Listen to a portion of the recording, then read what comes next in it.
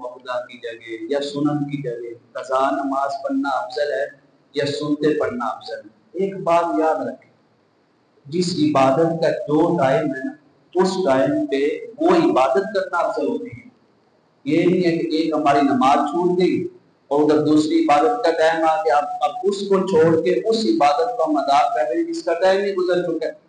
لہذا جب سنت غیر موقع کا ٹائم ہے، آپ سنت غیر موقع پڑھنی افضل ہے۔ اس ٹائم پہ جس عبادت کی تاکید کی گئی ہے، تلقین کی گئی ہے، فضیلت بیان کی گئی ہے، وہ سنت ہے۔ آقا کریم علیہ السلام نے بیان فرمایا جو سنت موقع ہے اس ٹائم سنت موقع ادا کرنا افضل ہے۔ ہاں، قضا نماز کب ادا کرنا افضل ہے؟ حضور نبی کریم علیہ السلام نے فرمایا جیسے ہی یاد آ گیا کہ میری نماز قضا ہو گئی، فرمایا بغیر تاخیر کیے اسی ٹائم قضا نماز ادا کرنا افضل ہے۔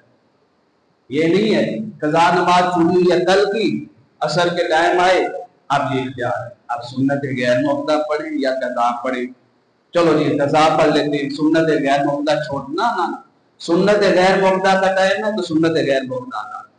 ہاں، اگر آپ سنت غیر موقع چھوڑ کے قضا نماز ادا کر لیتے ہیں تو وہ قضا ادا ہو جائے گی، کوئی منع بھی نہیں ہے۔ سوال کیا ہے؟ افضل کیا چیز ہے؟ افضل یہی ہے جس نماز کا ٹائم ہو اس ٹائم پہ وہی نماز ادا کرنی چاہیے۔ آقا کریم علیہ السلام نے اور مقام پہ فرمایا عموماً، فرمایا اللہ تعالیٰ کے نزدیک کون سا عمل زیادہ پسندیدہ ہے؟ فرمایا وہ عمل زیادہ پسندیدہ ہے جو باقاعدگی کے ساتھ بغیر کسی ناغے کے جس ٹائم پہ وہ عمل رکھا گیا ہے اسی ٹائم پہ ادا کیا جائے تو وہ زیادہ محبوب ہے، اگرچہ وہ تھوڑا ہی کیوں نہ ہو۔ اب سنت غیر موقع کا جو ٹائم ہے اس حدیث پاک کی روشنی میں اس ٹائم سنت غیر موقع یا سنت موقع ادا کرنا افضل ہوگی یا آپ قضا نماز عید کے کھڑے ہو جائیں وہ افضل ہوگی؟